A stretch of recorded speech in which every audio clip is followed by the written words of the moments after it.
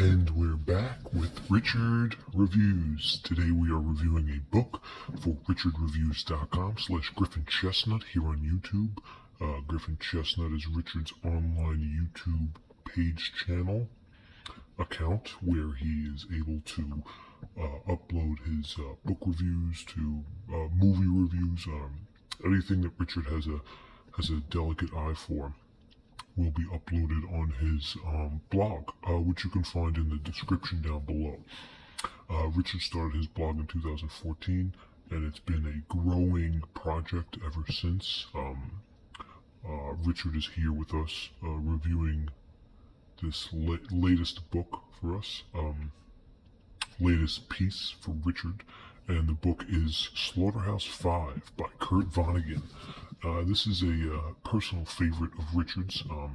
He has always loved Kurt Vonnegut, and Slaughterhouse 5 holds a very special part in his heart, which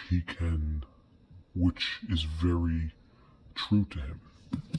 And he finds that although this novel right here, highly reviewed, Richard gives this 2 thumbs up. It's a great Kurt Vonnegut novel. It is not his favorite Kurt Vonnegut novel.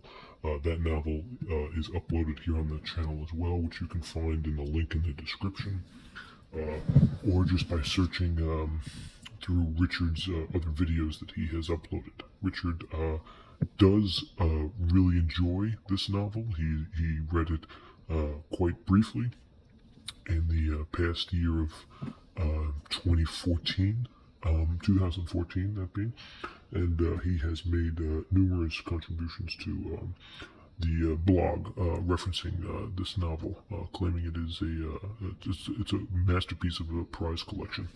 So with that being said, you're going to need a standard napkin when you're reading this book, Richard says, because after you're finished with it, you're going to want to wash your hands. It's a dirty novel, and the napkin will help you dry off. So, as you know, with something like this piece, Richard's going to go into it with a full head of highlights and, a substantial amount of a creme basin that he can formulate different types of adjectives through a community drive, which Richard does.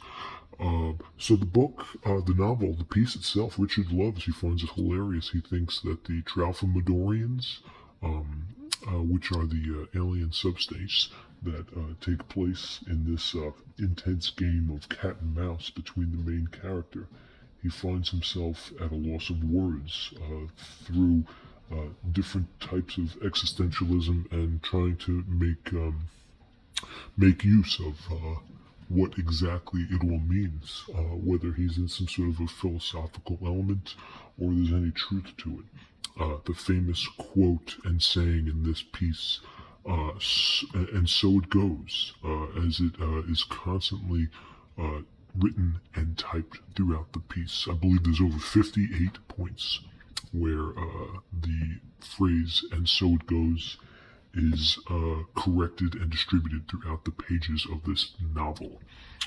Richard does not ride a bike to work. He drives his Honda. He drives a Honda Accord. So the commuting aspect of this book was shut down due to that dilemma.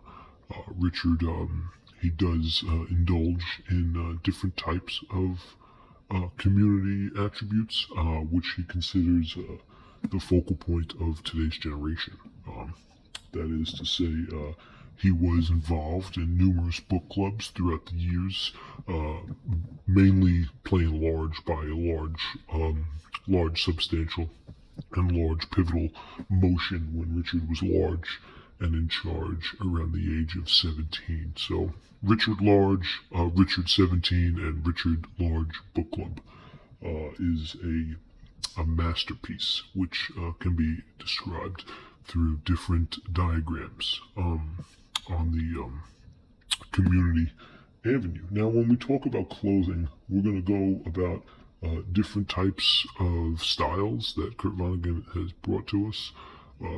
Mira Loonley, victim of said slaughterhouse, which has to do with war Of course, World War II, the bombing of Dresden played a huge role.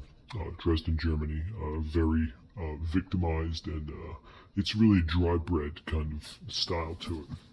Now, as we look at the piece here, this is Richard's piece from top to bottom, from left to right, north to south, nipple to nipple, cream to cream. This is an exquisite piece. So this piece was given to Richard through a diabetical sandwich man, and he claims that the price margin dropped about 13% since the last time that Richard was affiliated with him. Richard purchases most of his pieces through private sellers, and this is no exception. So while Richard is here, he's just going to review it for us as we take a look at the piece. This is Richard's personal piece, as you can tell. It is a soft cover, so it's got good bend. Nice, good bend. And it's got good cream. Great condition for a Richard piece. This is an immaculate condition. You can even see the shine and the girth. Okay, even on the bottom. The cream, all over good condition. More cream, and you can tell the length is pretty significant. More cream, and on the side, Kurt Vonnegut, Slaughterhouse 5. Just fantastic piece right here. This is immaculate piece for Richard. I don't know where he's able to obtain these pieces, but this being a delicate piece and a substantial, it's necessarily one of his best pieces, hands down. Richard keeps pride and joy. This is his bread and butter that he is able to affirm with us. So on the back, of course, on the back of the novel, there is multiple praise for such characters who did some splendid art, and Kurt Vonnegut's black humor, of course, the incomparable imagination with such people as Kurt Vonnegut. So as we look at the barcode down here, we're going to be able to take a look at the price. Now this USA price being at $17 is of course less than 20, so once again Richard made off with a fantastic job, and the Canadian is $23. And this does fall into the fiction category. So as we open up the piece here, you get your standard piece, Kurt Vonnegut Jr., your standard aroma of a Kurt Vonnegut piece. Usually there are a lot of drawings in Kurt Vonnegut pieces. This one doesn't have as many as maybe, let's say, Breakfast of Champions or Slapstick for that matter. But Jailbird, nonetheless, is one of Richard's favorite Kurt Vonnegut pieces. So if we can give you a page count, we got over here 255. So on the shorter side of Kurt Vonnegut's pieces, 255, and we're going to round it out to a good 287.